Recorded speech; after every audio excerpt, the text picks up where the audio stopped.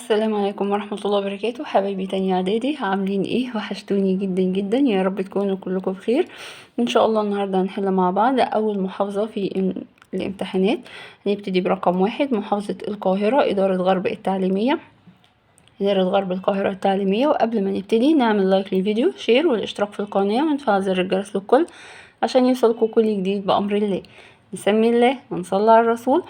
اللهم صل وسلم وبارك على سيدنا محمد وعلى آله وصحبه أجمعين. عندنا أولا الجغرافيا.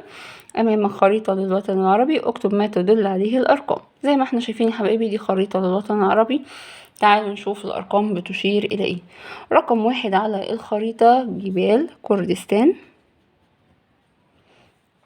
رقم 2 مشكلة سياسية. ايه هي المشكلة السياسية اللي هنا؟ هقول مشكلة بعض الجزر الإماراتية. مشكلة بعض الجزر الإماراتية. رقم 3 موسم سقوط لمطر. مطر ايه المطر في الصيف؟ هقول الصيف. رقم 4 مسطح مائي المحيط الأطلنطي. المحيط الأطلنطي. رقم ب، اختر الإجابة الصحيحة من ما بين القوسين. تأثرت بعض أراضي الوطن العربي بالحركات الالتوائية فتكونت جبال أطلس من المناطق التي تقع داخل الإقليم المناخي الصحراوي شمال السودان. 3 يرجع ارتفاع معدل الإعالة في الوطن العربي إلى إيه؟ كثرة صغار السن. رقم ب، دلل على صحة كل عبارة من ما يأتي. للوطن العربي أهمية حضارية، يعني عايزني أقوله إيه هي الأهمية الحضارية للوطن العربي. هقول حيث قامت الحضارات القديمة على أرضه، مثل الحضارة المصرية القديمة. 2 حضارة بلاد العراق القديم.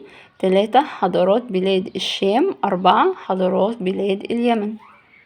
رقم 2 دلل مناطق التعدين من مناطق التركز السكاني، حيث ترتفع الكثافة السكانية في مناطق التعدين واستخراج مصادر الطاقة بسبب توافر فرص العمل وارتفاع الدخل.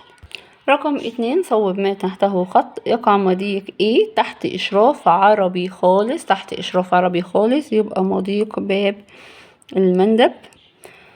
2 يجري نهر الليطاني في النهر الليطاني بيجري في دولة لبنان. أرض منخفضة في الصحراء صالحة للحياة، يبقى دوت ايه؟ الواحات. تنمو في إقليم مناخ البحر المتوسط أشجار مثل ايه؟ طالما البحر المتوسط يبقى الزيتون. الدولة العربية التي تقع جنوب دائرة الاستواء في المحيط الهندي هي دولة جزر القمر. يظهر أثر الزيادة غير الطبيعية في النمو السكاني لدول الخليج العربي. رقم ب، استنتج العلاقة بين كل من ما يلي. التضاريس وتوزيع السكان في الوطن العربي. يعني ايه هي العلاقة اللي بتربط بين التضاريس وتوزيع السكان في الوطن العربي؟ تؤثر التضاريس على توزيع السكان في الوطن العربي، حيث يتركزون في المناطق السهلية لقيام الزراعة، ويقلون فوق المرتفعات ما عدا سكان اليمن ولبنان. عشان ايه؟ الذين يفضلون سكن الجبال لاعتدال مناخها. رقم 2 استنتج العلاقة بين مناخ الوطن العربي والتكامل بين الدول العربية. ايه هي العلاقة حبايبي؟ هقول ساعد تنوع مناخ الوطن العربي على تنوع المحاصيل الزراعية، من يساعد على تكامل الدول العربية فيما بينها. ثانيا التاريخ. حدد المقصود بكل عبارة من العبارات الآتية. عبادة الله على دين سيدنا إبراهيم عليه السلام، دي هقول الحنيفية. الحرفة السائدة في شبه الجزيرة العربية قبل الإسلام هي حرفة الرعي. هقول حرفة الرعي. 3 أنهى الوجود اليهودي في شبه الجزيرة العربية هو الخليفة عمر ابن الخطاب. كلفه الخليفة عثمان ابن عفان بكتابة القرآن في مصحف واحد هو زيد ابن ثابت. رقم ب، رتب الأحداث التاريخية الآتية من القديم إلى الحديث. أول حدث عندي من الأقدم هقول رحلة الرسول صلى الله عليه وسلم إلى الطائف. رقم 2 فتح مكة. رقم 3 فتح بيت المقدس. رقم 4 تنظيم الشرطة. ج، بما تفسر أهمية المسجد الذي بناه الرسول صلى الله عليه وسلم في المدينة. رقم 1 حتى يكون مقرا للحكم. 2 مدرسة لتعليم مبادئ الدين الإسلامي.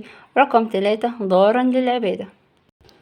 رقم د، ما النتائج التي ترتبت على فتح المسلمين لمصر عام 21 هجري. رقم 1 ترتب على ذلك جلاء القوات الرومانية منها. 2 أصبحت مصر ولاية إسلامية. رقم 4 اختر الإجابة الصحيحة من ما بين القوسين. نظمت قريش رحلة الشتاء إلى الشتاء يبقى اليمن. بدأت مرحلة نشر الدعوة الإسلامية عالميا يبقى بعد صلح الحديبية. اختار علي بن أبي طالب مدينة نقط لتكون مقرا للخلافة. علي بن أبي طالب اختار مدينة الكوفة عشان تكون مقر للخلافة.